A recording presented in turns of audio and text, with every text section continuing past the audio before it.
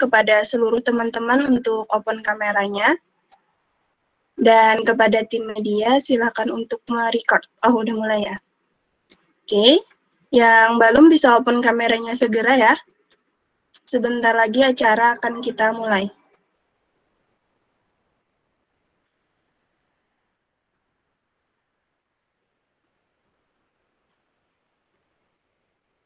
Oke, yang belum silahkan langsung di open ya.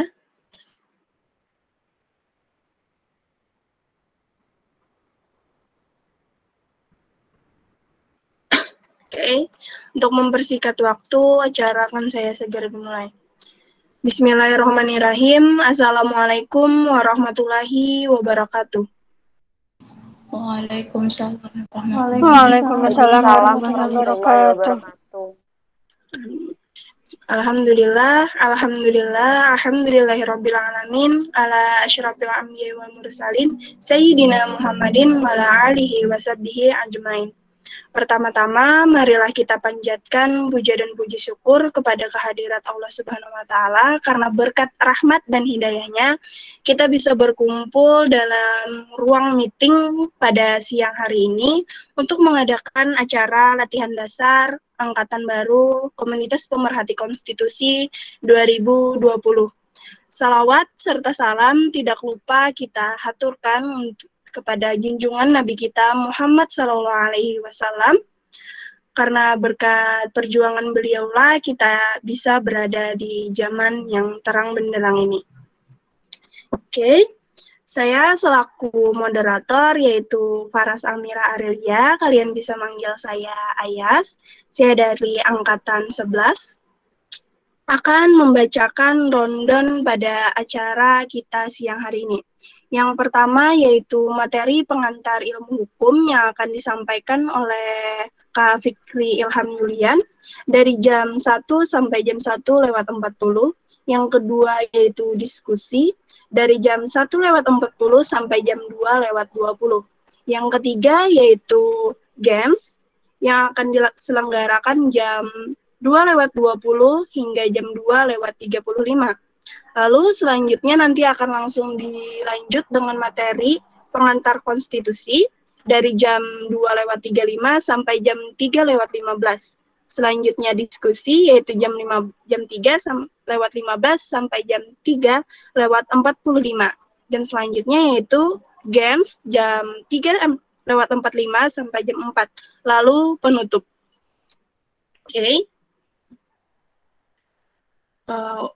Untuk mempersingkat waktu, sebelum akan diambil alih oleh pemateri, yaitu Kak Fikri, saya akan membacakan kurikulum Pitai Kak Fikri. Nama Fikri Ilham Yulian SH, tempat tanggal lahir Ngawi 2 Juli 1997. Riwayat pendidikan Mingoronggi, SMPN 2 Ngawi, SMAN 2 Ngawi. Riwayat organisasi, Ketua Komunitas Pemerhati Konstitusi tahun 2018 sampai tahun 2019. Adapun prestasi beliau sangat banyak, diantaranya yaitu sebagai delegasi UUI Lawfare 2018,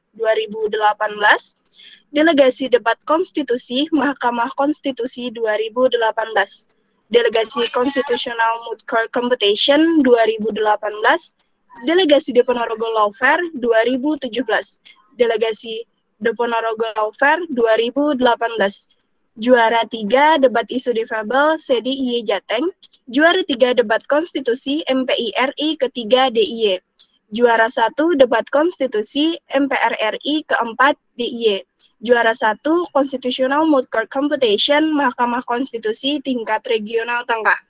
Oke. Kak Fikri ini banyak banget udah prestasi beliau dan juga selaku Ketua KPK tahun 2018 kemarin.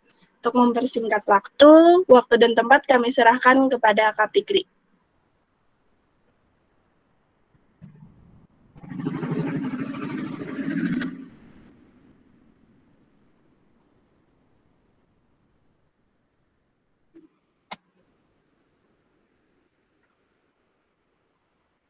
Halo, tes. Ya Kak, kedengaran Kak? Share screen-nya udah kebaca? Belum, Kak. Di tempat saya belum. Belum juga, Kak. Bentar, bentar.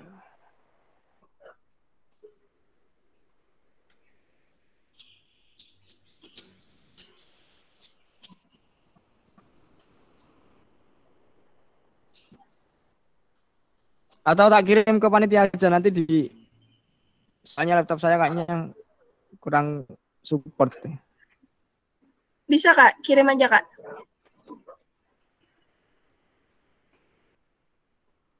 Yo. Bisa kirim ke Ayah Ke saja, siapa Kak. ini? Ke Ayah saja, Kak, nggak apa-apa. Biar Ayah yang share screen. Oh ya. Tapi ini mulai, Kak. Fikri Ilham Yulian presentasi. Iya, tapi coba baca kan? Enggak kebaca, Kak.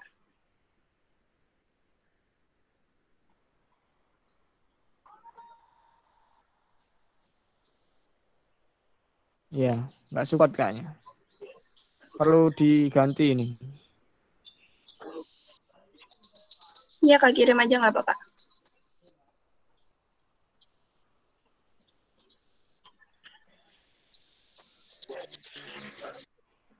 Ya, bentar, bentar.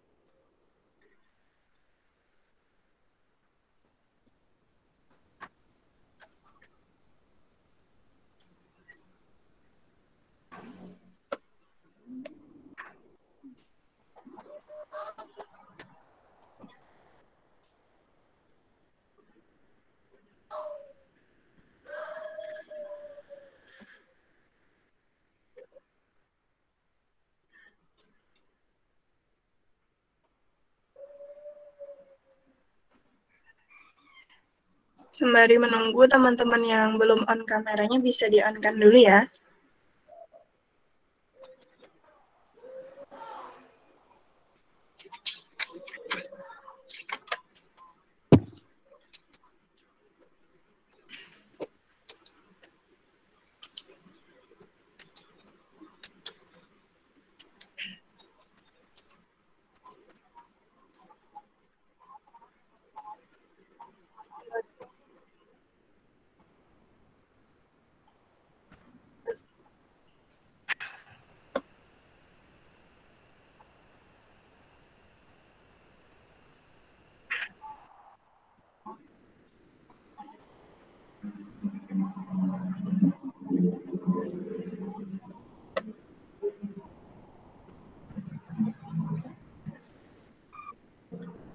Oke. Mas Yayan.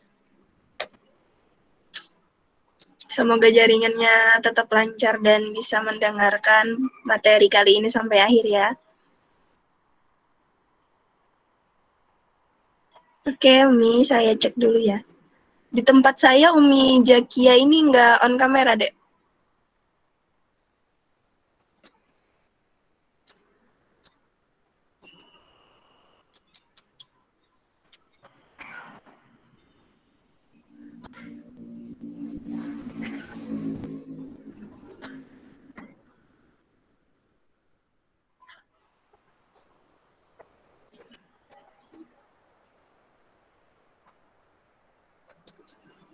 Nah, Umi Jakia udah terlihat.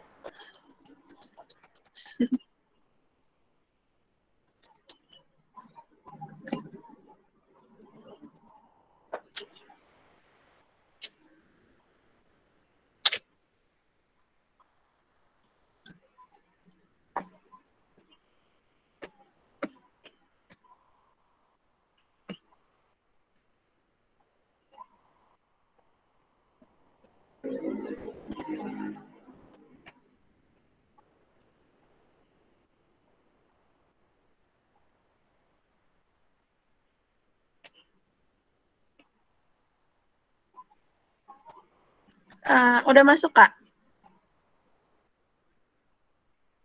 Mungkin Kak Fikri bisa berhenti dulu presentasinya biar bisa digantikan, Kak.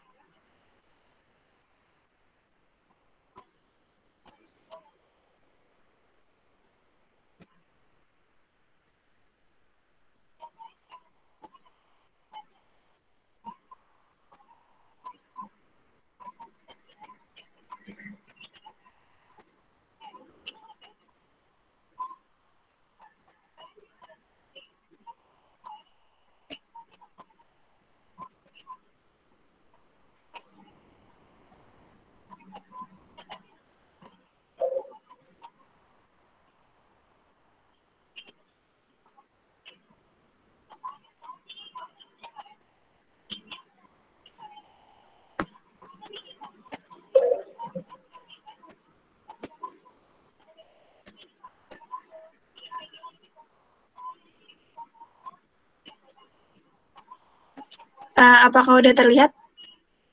Sudah, Kak. Udah terlihat, Kak. Nah, oke. Silakan, Mas.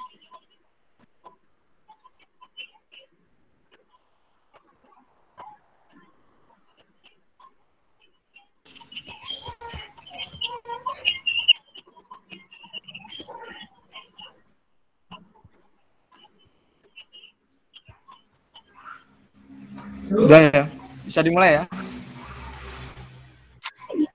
Iya, silakan dimulai, Mas. Baik, sebelumnya Assalamualaikum warahmatullahi wabarakatuh. Waalaikumsalam warahmatullahi wabarakatuh. Waalaikumsalam warahmatullahi wabarakatuh. Ini ada berapa orang ya yang ada di sini? Masnya anggota baru ada berapa orang nih?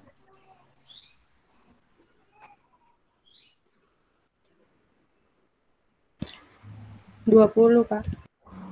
Ada 20 ya. Sebelumnya saya ucapkan selamat untuk teman-teman yang sudah terpilih dari beberapa yang mendaftar. Saya harap teman-teman tidak menyanyiakan ya. Karena saya sendiri sampai sekarang masih mensyukuri untuk bisa bergabung di KPK gitu. Saya harapkan teman-teman nanti bisa mendapatkan yang teman-teman inginkan ketika bergabung di KPK dengan syarat teman-teman serius. Oke, kita langsung mulai aja karena saya datang sudah terlambat, kemudian memulainya juga terlambat. Saya mohon maaf sebelumnya.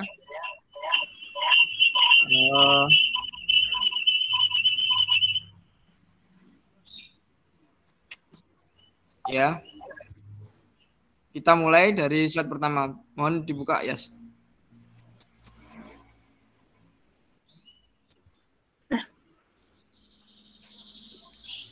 Oke. Kita di sini belajar pengantar ilmu hukum ya. Sebenarnya pengantar ilmu hukum itu luas jangkauannya. Mungkin saya sendiri nggak akan bisa menyampaikan semuanya di satu waktu ini. Jadi nanti kedepannya untuk panitia dalam menyelenggarakan pengantar kayak gini bisa dispesifikkan lagi gitu.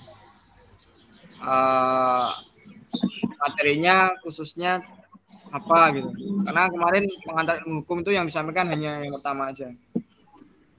Slide selanjutnya ya.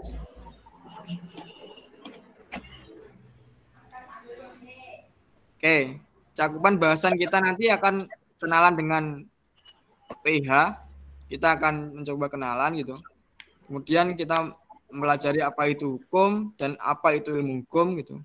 Dan kalau misalnya sampai waktunya nanti kita bisa menyampaikan juga tentang manusia, masyarakat, dan hukum. Kalau sumber hukum kayaknya nggak mungkin disampaikan karena waktunya terbatas. Gitu. Oke, lanjut Yas. Nah, pengantar ilmu hukum itu kalau kita bisa rucutkan itu kita mempelajari tentang ensiklopedia hukum. Jadi kita mengenalkan di mata kuliah ini atau di materi ini itu yang kita pelajari adalah bagaimana kita mencari tahu kira-kira apa saja yang kita perlu tahu untuk mempelajari lebih dalam lagi tentang hukum atau memperkenalkan hukum kepada belajar hukum. Jadi untuk teman-teman bisa mempelajari ilmu hukum secara komprehensif dan lebih dalam lagi, mata kuliah pengantar ilmu hukum ini menjadi mata kuliah prasyarat mestinya. Jadi pasti teman-teman di SKS-nya ada ini mata kuliah pengantar ilmu hukum. Nah, lanjut ya.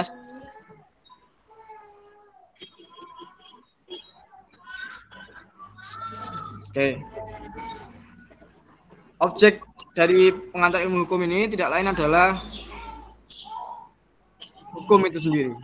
Jadi bukan manusia, karena manusia itu objek kajian dari antropologi, psikologi, bukan sosial, karena sosial itu objek kajian daripada ilmu sosiologi. Yang kita pelajari tidak lain adalah hukum itu sendiri. Nah, di PIH ini hukumnya tidak mengenal batas. Yang kita pelajari adalah hukum pada umumnya gitu. Sampai sini saya mencoba tanya kepada teman-teman yang bisa langsung jawab aja ya.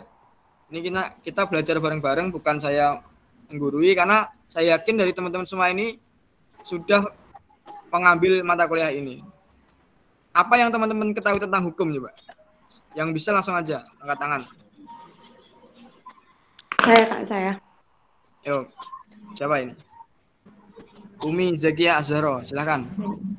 Jadi hukum itu kan banyak pengertian dan penjelasannya dari berbagai ahli hukum. Namun di sini saya coba menyimpulkan bahwa hukum adalah kumpulan aturan atau larangan yang berisi norma-norma untuk mengatur perilaku hidup manusia dan di dalamnya terdapat sanksi apabila ada pelanggaran. Mantap. Itu ini jawaban. Cukup. Semester berapa ini Umi Zakia? Baru semester 1. Oh, semester 1 ya. Semester 1, untuk jawaban semester 1, menurut saya kamu sudah melampaui zamanmu gitu. Karena dalam pengertian ilmu hukum itu benar sekali kata Zakia, Umi Zakia, bahwasanya ada beberapa ahli itu yang mengutarakan tentang pengertian ilmu hukum itu. Jadi banyak sekali, kemudian dikerucutkan seperti yang dikatakan Zakia tadi. Oke, next.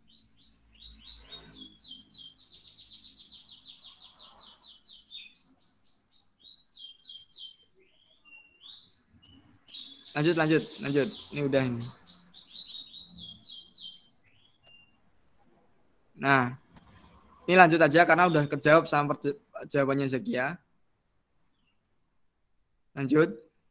Jadi karena Zakia ini pinter, jadi teman-teman terlewati 2 slide langsung gitu. Nah, sejauh ini ada 9 pengertian hukum ini, dan itu masih bisa berkembang gitu.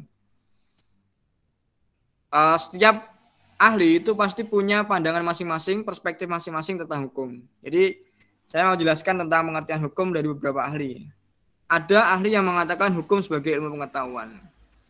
Seperti apa sebenarnya hukum sebagai ilmu pengetahuan itu? Kalau kita tahu itu seperti kita belajar gitu.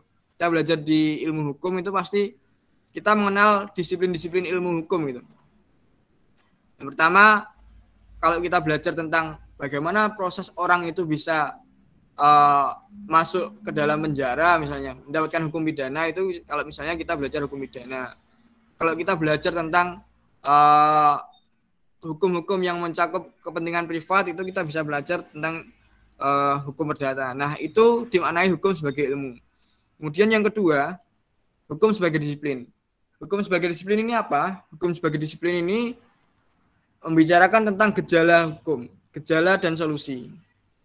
Jadi gejala itu kalau misalnya ada yang namanya gejala, itu ada peristiwa hukum tertentu gitu yang membuat para pemikir hukum ini kemudian ingin merumuskan sesuatu agar mendapatkan solusi. Misalnya teman-teman melihat akhir-akhir ini gitu, banyak sekali kasus korupsi gitu. Nah, kemudian teman-teman sebagai ahli hukum itu melihat gejala itu menimbulkan keresahan teman-teman. Dan kemudian teman-teman berusaha mencari solusi dengan merumuskan sebuah undang-undang. Nah, kajian seperti itu masuk kajian dalam politik hukum. Nah, ini hukum yang dimaksud di sini adalah hukum sebagai disiplin atau gejala yang menuntut adanya solusi. Hukum sebagai norma atau kaidah pedoman tingkah laku. Nah, ini seperti yang dijelaskan tadi oleh Umi tadi. Hukum sebagai norma ini memuat tentang kaidah dan pedoman tingkah laku yang isinya aturan, isinya berupa larangan dan perintah, bisa berbentuk tertulis maupun tidak tertulis. Nah, selanjutnya hukum sebagai tata hukum. Hukum sebagai tata hukum itu lebih sempit dari hukum sebagai norma, karena di sini hukum sebagai suatu rangka aturan yang jelas gitu, yang tertulis biasanya tata hukum ini. Yang selanjutnya hukum sebagai aparat. Coba saya mau tanya salah satu ya, random aja.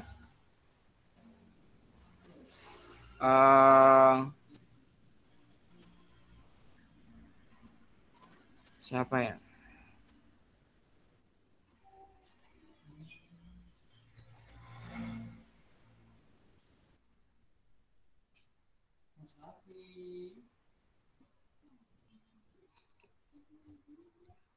Berlin ini coba, Berlin, Padilla coba. Halo Berlin. On enggak ini Berlin? Halo Kak. Nah. Ini enggak kelihatan ini mukanya ini. Enggak on cam ini Berlin. Bentar Kak. Pakai baju dulu, jangan lupa. Udah Kak. Oke. Berlin kalau misalnya di lampu merah Berlin.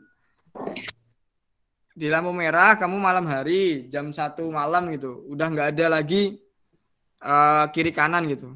Kira-kira kamu kiri kanan nggak ada motor lagi, kira-kira kamu nerobos atau enggak kalau lampunya merah itu? Jujur aja ini.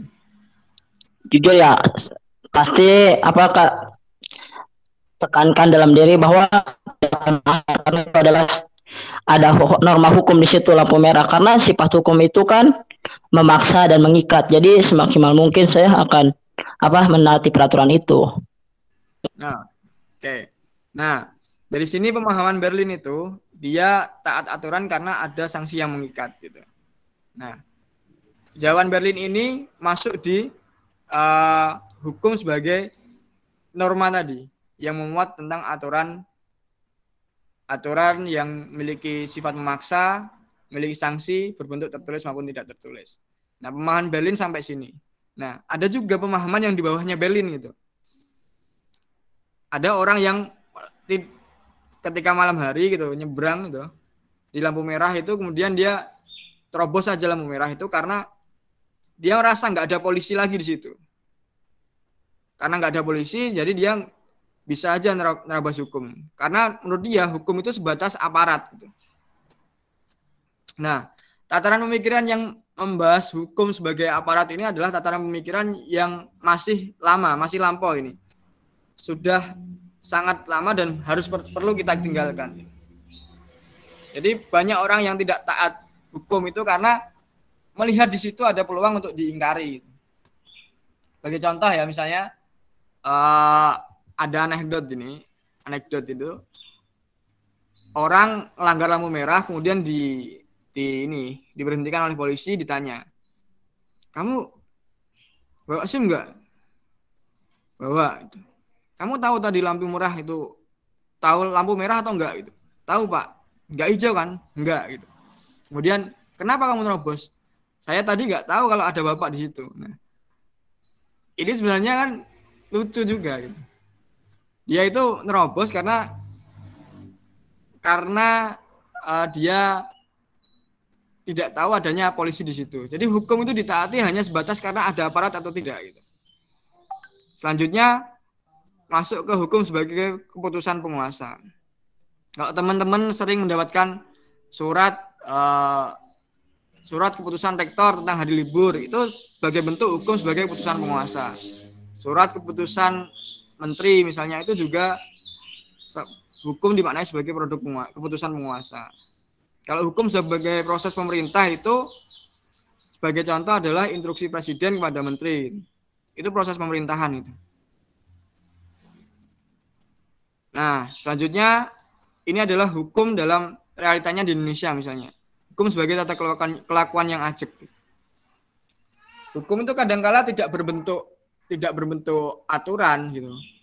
Tidak berbentuk aturan yang tertulis. Kadangkala hukum itu hanya bersifat sebagai tata kelakuan saja gitu. Misalnya di daerah Papua sana itu hukum tertulis itu jarang. Yang ada itu hanya tata kelakuan yang ajek gitu. Nah, ini adalah hukum sebagai tata kelakuan. Yang terakhir ini di atasnya pemahaman dari si Berlin tadi. Hukum sebagai sebuah nilai gitu. Atau hal yang dianggap baik gitu. Jadi orang itu contohnya lagi-lagi lampu merah itu. Orang itu tidak mau menerobos lampu merah walaupun di situ tidak ada aparat. Kemudian di situ aturannya juga sudah ada gitu. Tapi dia tidak merobos tuh bukan karena aturan, bukan karena aparat, tapi dia paham bahwasanya hukum itu akan membawa sesuatu yang baik. Sesuatu yang baiknya itu apa? Contohnya ketertiban. Yang kedua itu dia akan selamat. Nah, pemahaman yang seperti ini sebenarnya pemahaman yang paling tinggi dalam hukum. Oke, next. Nah, ini seperti yang disampaikan tadi oleh Umi, hukum adalah aturan gitu, yang berisi perintah dan juga atau larangan disertai sanksi tegas yang sifatnya memaksa. Jadi dalam kajian ilmu hukum nanti kalau teman-teman mengkaji ilmu hukum itu yang dimaksud hukum itu ini, aturan yang berisi perintah dan larangan, punya kekuatan memaksa, dibuat oleh otoritas yang berwenang. Terus kemudian objek kajian ilmu unsurnya cuma 3 itu. Aturan yang berisi perintah larangan, punya kekuatan memaksa, dibuat oleh otoritas yang berwenang. Jadi di sini tidak ada kata-kata memuat rasa keadilan, tidak ada memuat moralitas gitu. Jadi cukup dengan 3 itu gitu. Tanpa menghadirkan keadilan, itu bisa dikatakan dengan hukum. Tapi dalam realitanya gitu. Tentunya hukum yang seperti ini saja tanpa memuat nilai-nilai keadilan itu akan menjadi hukum yang kering. Tapi untuk bisa dikatakan hukum itu tidak perlu memuat nilai-nilai keadilan. Ya, ini akan menimbulkan pertanyaan nanti sama teman-teman. Mungkin sini ada yang mau ditanyakan dulu sebelum saya lanjut.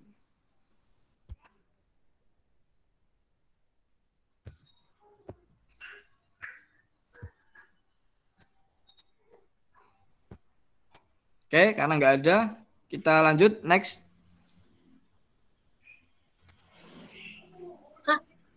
Sorry Kak, aku mau nanya.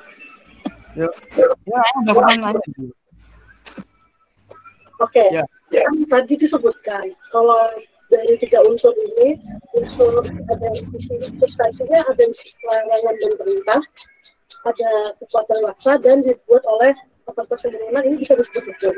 Tapi aku nanya, walaupun itu bisa disebut hukum, tapi ngapain itu dibuat kalau nggak ada ininya, nggak ada bermanfaatannya, nggak ada keadilannya, terus kenapa dibuat? Oke, kakak dapat poin itu nggak? Dapat. Oke, itu kayak aku mau tanyain. Ya. Nah, jadi gini. Jadi pengertian tentang kajian ilmu hukum yang syaratnya cuma 3 itu, unsurnya cuma 3 itu, ini sebenarnya berangkat dari mazhab positivisme hukum ya. Di mana mazhab positivisme hukum itu keluar setelah mazhab hukum alam gitu. Mazhab hukum alam itu dulu menjelaskan bahwasanya hukum itu adalah sesuatu yang harus mentaati nilai-nilai alam gitu. Nilai-nilai alam itu bisa dari mistis, bisa dari religi gitu. Nah, mazhab hukum alam itu kemudian seringkali salah gunakan gitu. Seringkali memuat nilai-nilai yang tidak masuk akal gitu. Makanya kemudian setelah masa hukum alam itu keluar zamannya positivisme ini. Jadi hukum itu harus bisa diatur, harus bisa harus bisa diukur, harus terbebas dari nilai-nilai yang tidak pasti gitu. Karena hukum alam tadi sifatnya tidak pasti, sehingga kadang-kala nilai keadilan itu sulit diukur. Makanya positivisme ini hadir. Nah, kemudian kembali ke pertanyaan dari Dek Vina tadi tentang kalau misalnya hukum itu dibuat kalau tidak memuat kemanfaatan, memuat keadilan, kemudian memuat apa lagi? Satunya lagi, kepastian hukum, itu kenapa hukum itu dibentuk gitu. Oke. Idealnya memang hukum itu harus memiliki orientasi ke situ, Dek. Cuman hukum itu tanpa memuat itu kalau dalam pandangan ilmuwan hukum itu tetap bisa dikatakan hukum gitu. Tapi dalam realitanya kita juga tidak bisa menafikan bahwasanya undang-undang yang menurut kita tidak memiliki nilai-nilai keadilan itu tetap harus kita taati karena itulah hukum gitu. Jadi memang harusnya, jadi kita bicara tentang ideal dan tidak idealnya gitu. Jadi memang hukum itu harus memuat itu, harus berorientasi itu. Tapi kemudian kalau misalnya dalam ilmu kajian hukum itu unsur hukum itu cukup di 3 itu tadi, aturan, isinya larangan perintah, kemudian memiliki sanksi yang tegas, dibuat oleh otoritas tertentu gitu. Jadi sampai situ mungkin bisa dipahami belum? Bisa, tapi timbul pertanyaan lagi. Ya udahlah, lanjut dulu aja. Oh, gak apa-apa. Oke, pertanyaannya, jadi kalau misalnya nggak memuat unsur keadilan sama kebermanfaatan, apa hubungi dengan 3 unsur ini? Apakah masih relevan untuk diterapkan gitu?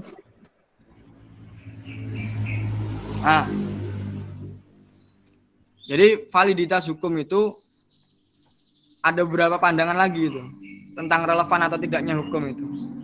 Kalau pandangannya Kelsen itu validitas itu bisa hukum itu tidak berlaku itu manakala hukum itu tidak mencerminkan jenjang hukum di atasnya itu.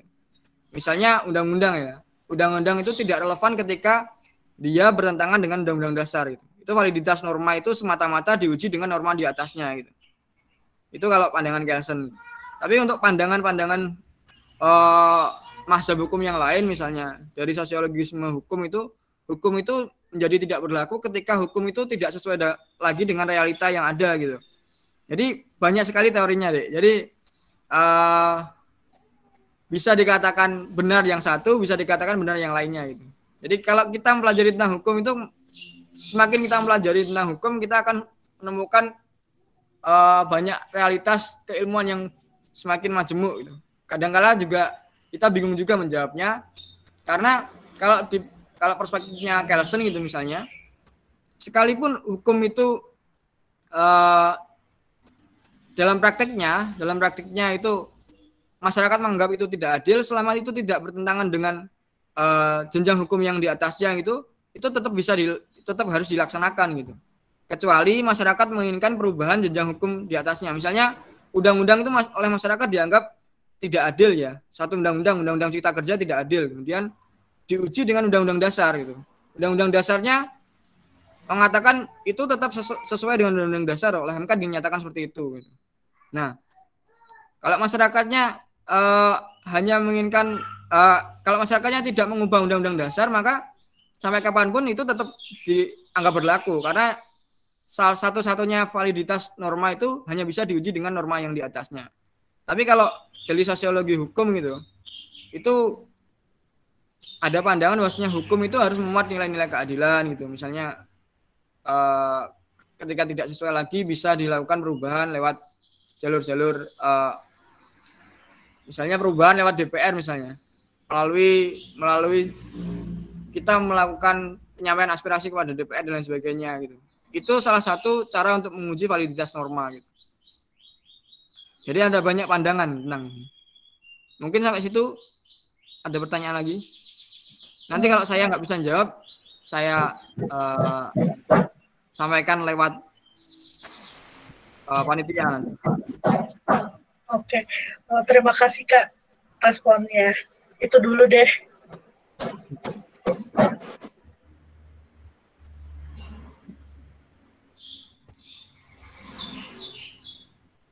Lanjut slide-nya. Lanjut ini sama ini. Nah, jadi teman-teman ketika berbicara tentang ilmu hukum itu letaknya objek kajiannya karena teman-teman S1 jadi yang pelajari adalah ilmu hukum. Jadi atau biasa disebut dengan dogmatika hukum. Jadi ilmu hukum itu suatu ilmu yang pelajari yang objeknya hanyalah hukum positif. Jadi teman-teman nanti yang dikaji adalah praktek hukum, terus mengenai aturan-aturan hukum, aturan itu bisa tertulis maupun tidak tertulis gitu. Kemudian kalau misalnya teman-teman mau lanjut di perdalam lagi gitu di tataran S2 itu teman-teman nanti akan mengkaji tentang hukum positif dan juga teori hukum. Tatarannya lebih tinggi lagi gitu. Dan S3 lebih dalam lagi nanti filsafat hukum. Mungkin itu aja yang dapat saya sampaikan karena waktunya sudah over 12 menit. Saya kembalikan lagi ke moderator.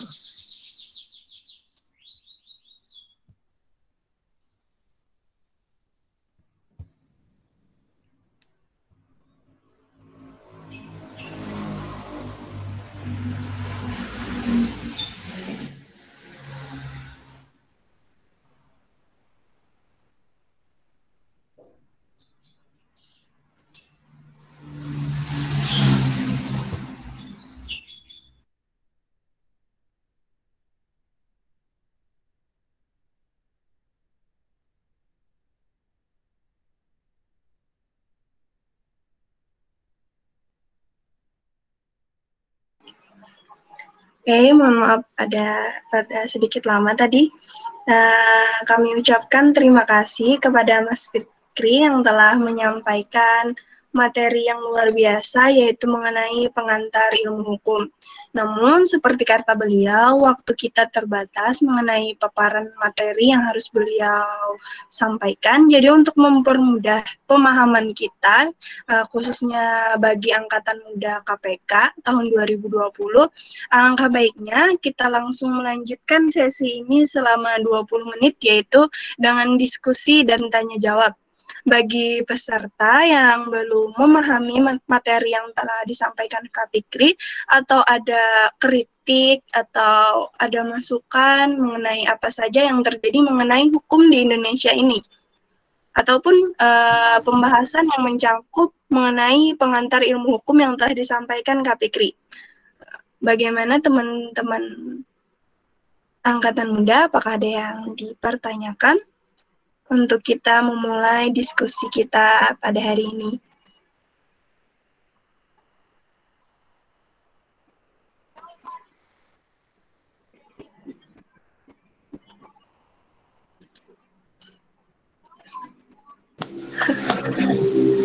Izin bertanya, Kak. Iya, silakan Dimas. Jadi gini, menurut pengertian tadi, salah satu pengertiannya adalah hukum merupakan peraturan yang berisi tentang perintah dan peraturan. Nah, yang terjadi saat ini atau sebelumnya juga kan hukum juga berlaku bagi masyarakat. Tentunya masyarakat sekarang kan nggak tahu bagaimana undang-undang yang setebal dan ayat-ayat yang sebanyak itu. Nah, bagaimana sih Kak untuk biar hukum efektif di tengah-tengah masyarakat yang pada dasarnya masyarakat pun sendiri nggak tahu apa yang berisi per pasal atau per ayat-ayat tersebut. Itu gimana, Kak?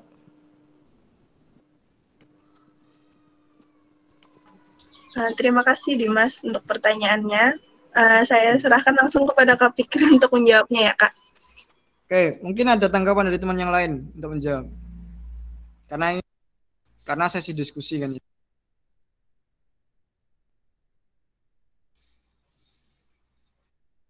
Gimana menurut teman-teman?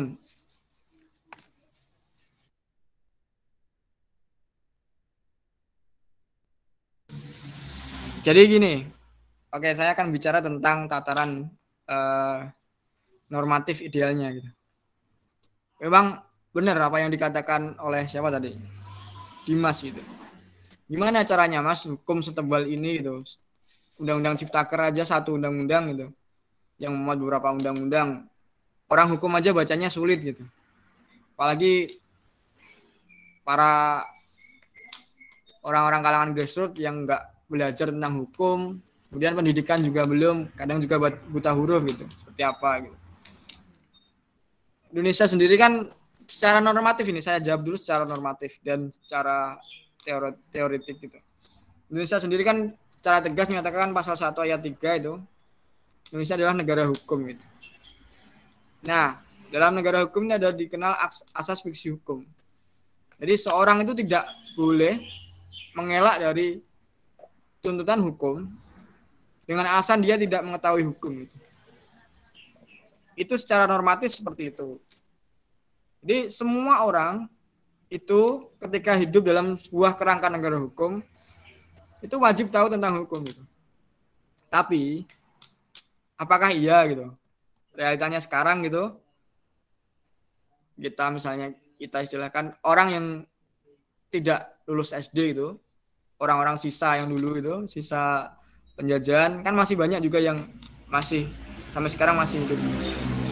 Apakah kita bebani dengan kewajiban seperti itu? Nah, maka dari itu saya rasa ini menjadi sesuatu yang juga harus dipikirkan juga oleh pemerintah khususnya itu, juga oleh pembentuk hukum, aparat terkait, pihak terkait gitu. Seringkali undang-undang itu tidak disosialisasikan dengan baik gitu, termasuk pada kalangan-kalangan tertentu. Sebenarnya gampang saja. Misalnya undang-undang itu kan sektornya pasti tertentu ya teman-teman ya. Undang-undang sektornya tertentu, misalnya undang-undang tentang pertambangan gitu. Maka pemerintah harus membuat sosialisasi yang digencarkan untuk siapa saja yang menjadi objek dari pengaturan pertambangan itu. Misalnya pengusaha tambang, penyedia jasa tambang, kemudian pemerintah daerah dan sebagainya. Maka harus disosialisasikan ke situ. Kemudian undang-undang tentang apa lagi contohnya?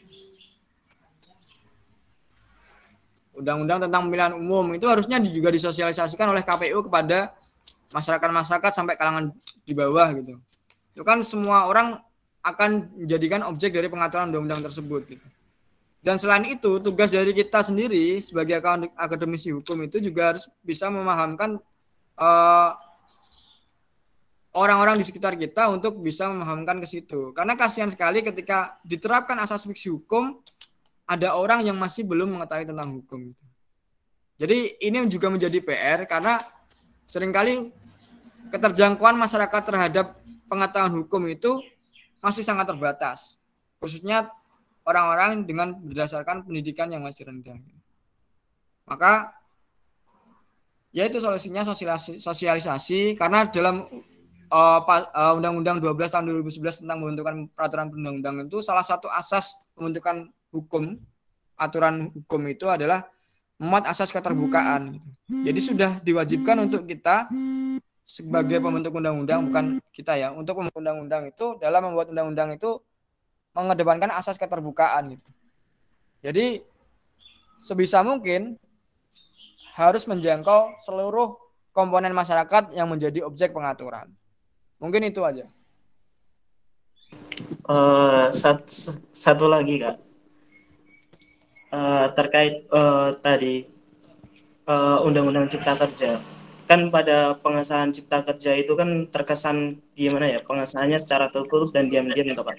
Nah, rakyat atau masyarakat sebagai pemilik syah konstitusi itu kan menganggap Undang-Undang Cipta Kerja, sebagian itu menganggap hal yang gimana ya, cenderung memberikan dampak negatif bagi masyarakat atau merugikan masyarakat. Nah itu antara kata-kata rakyat sebagai pemilik sah konstitusi sama keputusan DPR itu gimana ya Kak ya? Padahal kan rakyat sebagai pemilik sah konstitusi dan banyak rakyat yang menuntut bahwa Undang-Undang Cipta Kerja merupakan produk yang merugikan rakyat. Ya, bisa disimplifikasikan nggak? Bisa dibuat sederhana pertanyaannya? Jadi gini Kak, rakyat sebagai pemilik sah konstitusi itu kan menganggap bahwasanya Undang-Undang Cipta Kerja merupakan produk yang banyak merugikan pemerintah. Sementara kan Undang-Undang Cipta Kerja kemarin kan disahkan dengan tertutup dan diam-diam. Nah itu kan rakyat sebagai pemilik sah konstitusi kan gimana ya, kan merasa dirugikan, terus produk hukum itu tersebut masih tetap relevan nggak Kak? Semisal nanti kan rakyat sebagai pemilik sah konstitusi sampai demo-demo itu dan sampai sekarang masih disahkan dan diberlakukan. Bingung sih. Oke, tangkap idenya. Ya, undang-undang yang dibuat secara diam-diam gitu, tidak melibatkan rakyat gitu. Apakah itu masih sah menjadi hukum gitu? Jadi undang-undang itu dikatakan sah apabila belum dibatalkan itu. Ada namanya praduga keabsahan. Jadi ketika Mahkamah Konstitusi itu belum membatalkan produk hukum berupa undang-undang itu dianggap batal gitu, maka undang-undang itu tetap berlaku. Atau paling tidak DPR ketika tidak merubah suatu hukum atau undang-undang itu, maka hukum itu tetap berlaku dan harus ditaati gitu. Nah, masalahnya kita bicara tentang bagaimana tentang undang-undang Cipta Kerja yang dibuat secara tertutup gitu, tidak melibatkan masyarakat gitu. Nah, di situ salah satu argumentasi dari Profesor Susi itu pakar hukum tata negara dari Universitas Pajajaran, itu mengatakan bahwasanya pembentukan hukum itu tidak selalu hanya mengutamakan due process of law atau formalitas mata. Jadi ketika DPR sudah quorum, terus disahkan oleh presiden bersama presiden, dan terus melalui hearing kepada masyarakat tertentu, itu sudah bisa dikatakan sah. Jadi yang dimaksud due process of law itu juga menyangkut tentang moralitas dalam pembentukan. Jangan sampai menyertakan masyarakat itu hanya segelintir masyarakat, tapi harus diperhatikan juga tentang apakah masyarakat yang disertakan itu adalah masyarakat yang memang benar-benar merepresentasikan dari objek pengaturan hukum itu sendiri. Jadi nantinya ketika diuji formilkan ke Mahkamah Konstitusi, ketika Mahkamah Konstitusi membatalkan, maka undang-undang itu bisa batal seutuhnya. Jadi kalau demo itu tidak bisa mengubah apa-apa ketika DPR-nya tidak bergerak untuk merevisi ataupun mengganti undang-undang itu sendiri, ataupun tidak berbuah apa-apa ketika presiden itu tidak mau mengeluarkan perpu yang bisa menggantikan undang-undang Cipta Kerja. Jadi demonya teman-teman itu akan bisa bermuara pada dua gitu. Satu, mendorong DPR untuk membuat revisi undang-undang Cipta Kerja. Yang kedua, bisa mendorong presiden mengeluarkan perpu. Tapi masalahnya kalau perpu dikeluarkan itu unsur kegentingan memaksa apa yang bisa digunakan presiden untuk mengeluarkan perpu, itu kan jadi pertanyaan juga. Nah, sekarang salah satu cara yang prosedur hukum yang bisa ditempuh oleh teman-teman ketika ingin membatalkan undang-undang Cipta Kerja itu ya lewat uji material maupun uji formil di Mahkamah Konstitusi. Baik, Kak. Terima kasih. Sama-sama. Oke, mungkin ada pendapat dari teman-teman yang lain. Kak, saya izin bertanya. Oke, silakan Siti Mahmuda. Yuk, silakan. Mohon maaf ini nggak bisa on cam soalnya sinyalnya putus-putus. Barusan kan kita belajar tentang definisi hukum, juga tadi ada yang mancing tentang undang-undang Ciptaker. Nah, saya tuh jadi keinget sama definisi hukum tapi versinya Karl Marx. Kan menurut Karl Marx itu hukum itu bukan saja berlaku sebagai fungsi politik, tetapi juga berfungsi sebagai ekonomi. Nah, menurut Karl Marx itu sebenarnya bukan hanya untuk meredakan konflik hukum itu sendiri, tetapi juga menyebabkan timbulnya konflik dan juga perpecahan. Nah, kalau dilihat dari Indonesia sekarang, di mana orang kaya itu akan selalu menang dalam proses hukum, sedangkan orang miskin itu tidak bisa membela dirinya dalam proses hukum.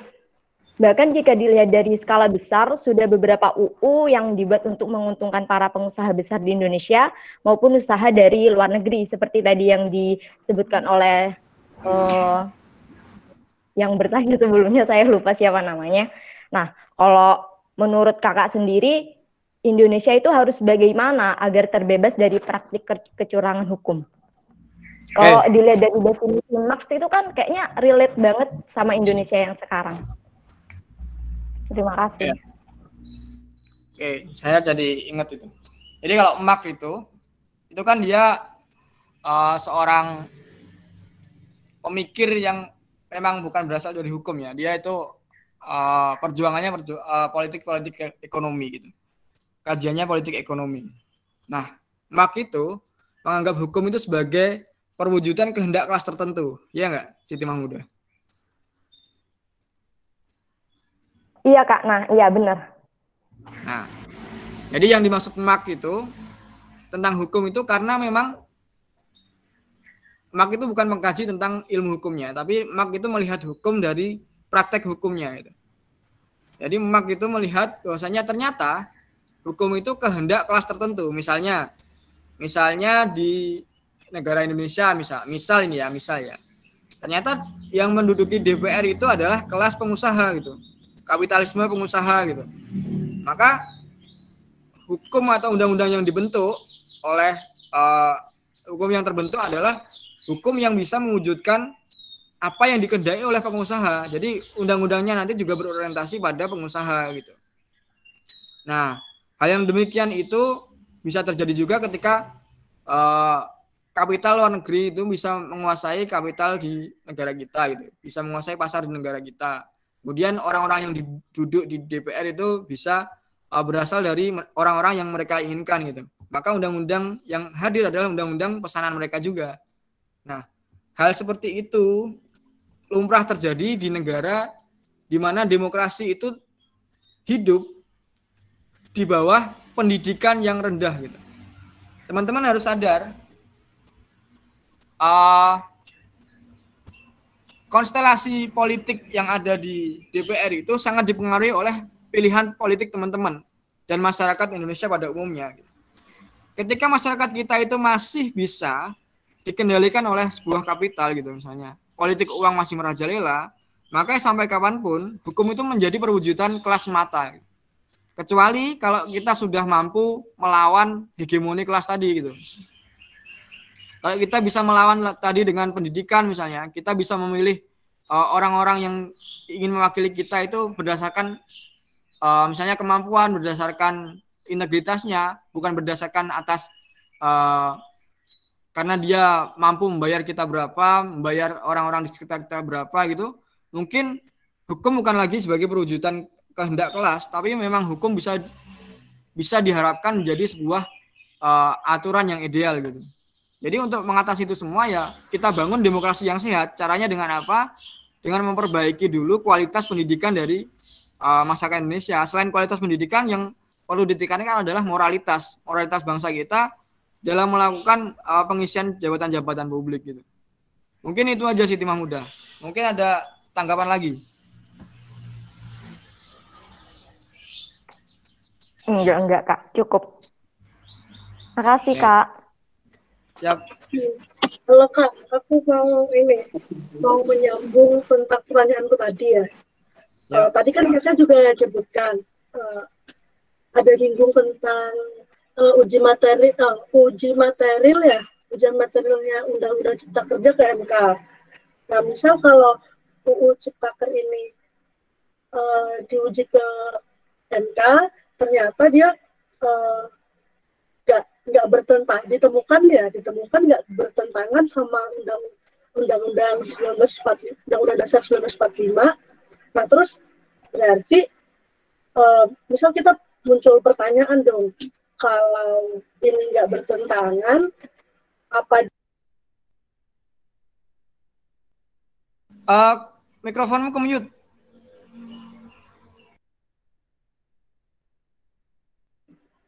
Oh ya, misalnya tadi UU Ciptaker dibawa ke MK, diuji, ternyata ditemukan UU ini nggak bermasalah. Boleh nggak kalau bisa nggak kalau kita bertanya-tanya, jangan-jangan undang-undang dasar ini yang punya celah untuk mengesahkan undang-undang yang problematik kayak UU Ciptaker ini gitu. Nah, ini Kak bisa dikaitkan ke tema esai kemarin, amandemen kelima. Misal ditemukan kayak gitu. Kenapa? Berarti amandemen kelima mengenai amandemen kelima UUD 45 ini lebih urgent dong untuk dilaksanakan. Kalau menurut Kakak gimana? Oke. Ya, jadi di negara yang menganut tentang jenjang hukum seperti kita itu, berangkat dari pemikiran Kelsen itu, jadi validitas norma atau norma itu dianggap sebagai sesuatu yang valid itu ketika norma itu tidak bertentangan dengan undang-undang yang lebih tinggi, stratanya lebih tinggi. Maksudnya undang-undang tidak bertentangan dengan undang-undang yang atasnya, berarti undang-undang itu valid. Nah, kalau undang-undang Ciptaker ini dirasa tidak adil oleh masyarakat, kemudian setelah diuji di MK ternyata tidak ada batu uji yang cocok, akhirnya MK mengatakan undang-undang itu tetap sah gitu. Nah, jangan-jangan di undang-undang dasar kita itu belum mengakomodir nilai-nilai yang dianggap masyarakat sebagai sebuah keadilan gitu kan kira-kira. Nah, oke. Maka yang perlu dirubah adalah undang-undang dasarnya. Ya udah. Itu sebenarnya pertanyaanmu udah ada jawabannya itu. Kalau misalnya ya ini orang pintar itu kadang pertanyaannya di situ include jawabannya, cuma dia bingung ini jawaban atau bukan gitu. Nah, ya udah kalau misalnya undang-undang dasar kita memang belum bisa memuat nilai-nilai keadilan yang dianggap masyarakat sebagai sebuah keadilan gitu. Nah, itu bisa kita lakukan perubahan. Misalnya ini undang-undang KPK itu.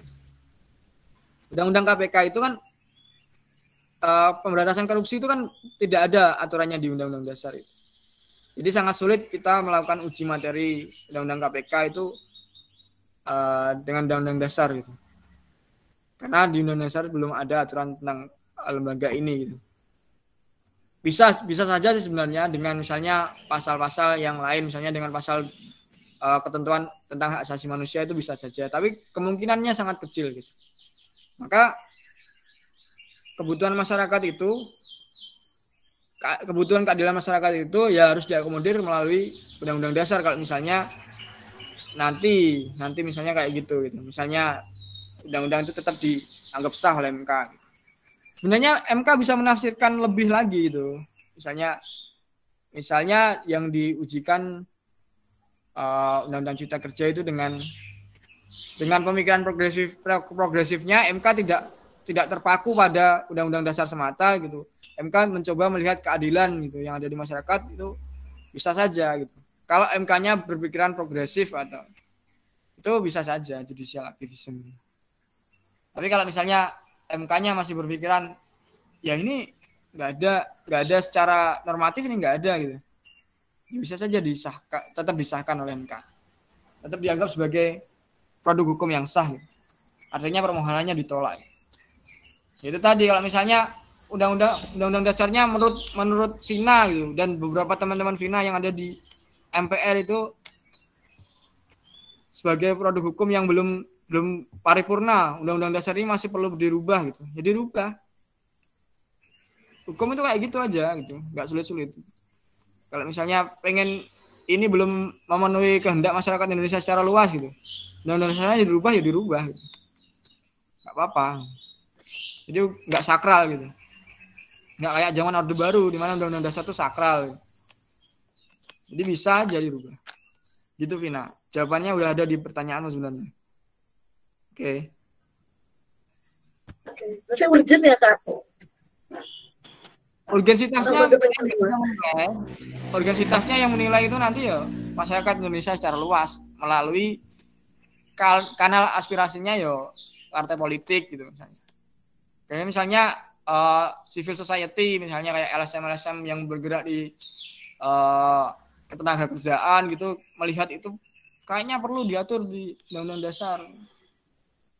Tapi saya rasa masih ada kok itu batu ujinya gitu. Misalnya tentang kepastian mendapatkan pekerjaan, kepastian mendapatkan upah yang layak terhadap pekerjaannya itu ada di Undang-Undang Dasar itu. Jadi tentang itu masih ada, Undang-Undang Dasar masih memberikan jaminan terhadap itu. Tinggal bagaimana nanti MK menafsirkan Undang-Undang Ciptaker itu apakah sesuai Undang-Undang Dasar apa enggak gitu. Itu aja, Vina. Ada yang tanyakan lagi? Oke, mungkin satu pertanyaan lain lagi untuk mengakhiri sesi diskusi kita pada hari ini.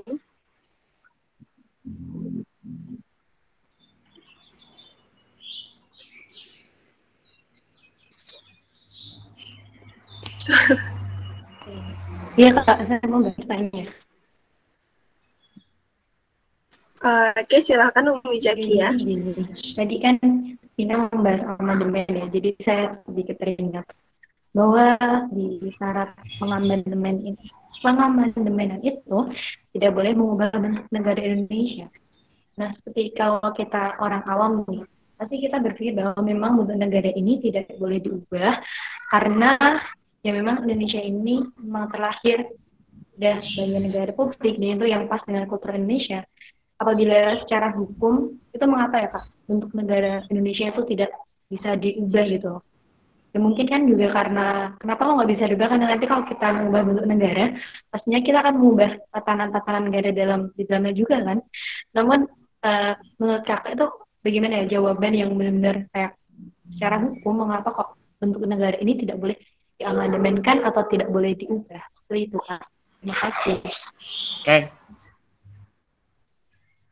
Tolong nanti dibedakan ya jawaban saya tentang sikap dan konsep itu.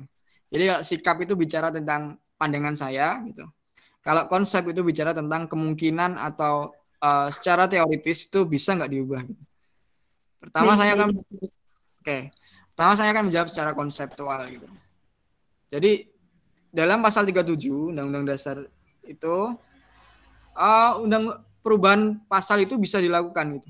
Jadi termasuk pasal yang tidak membolehkan untuk dirubahnya bentuk negara itu bisa dirubah gitu. Jadi kalau teman-teman nanti pengen merubah bentuk negara gitu, karena dirasa bentuk negara kesatuan ini tidak lagi bisa mensejahterakan bangsa Indonesia. Karena sampai sekarang gitu dengan bentuk kesatuan itu Papua masih miskin misalnya gitu. Jadi harusnya dengan federal itu Papua bisa mandiri gitu, karena bisa mengelola pajaknya sendiri, kemudian penghasilan dari Freeport bisa untuk mengembangkan infrastruktur yang ada di sana. Itu misalkan saja gitu. Teman-teman bisa rubah itu pasal 37 yang tidak membolehkan bentuk negara dirubah itu teman-teman rubah dulu pertama. Setelah pasal itu dirubah sama teman-teman di Undang-Undang Dasar itu, di agenda perubahan selanjutnya gitu, teman-teman tinggal rubah aja pasal tentang bentuk negara kesatuan tadi. Nah setelah itu ya wes berubah secara konsep kayak gitu. Tapi apakah secara sikap, nah itu perlu kajian komprehensif untuk menentukan itu. Gitu. Sampai sekarang saya masih melihat negara kesatuan itu masih cukup relevan gitu. Jadi secara konsep bisa kok. Yang nggak bisa dirubah itu pembukaan gitu. Karena yang klausul di Undang-Undang Dasar itu perubahannya itu pasal-pasal gitu. Sedangkan pembukaan itu kan bukan masuk di batang tubuh, jadi dia bukan pasal. Jadi aturan teknisnya belum ada untuk merubah pembukaan. Kecuali nanti di pasal 37 ditambahkan lagi perubahan itu bisa juga meliputi pasal maupun pembukaan gitu. Jadi secara konsep bisa. Tapi 2 kali caranya.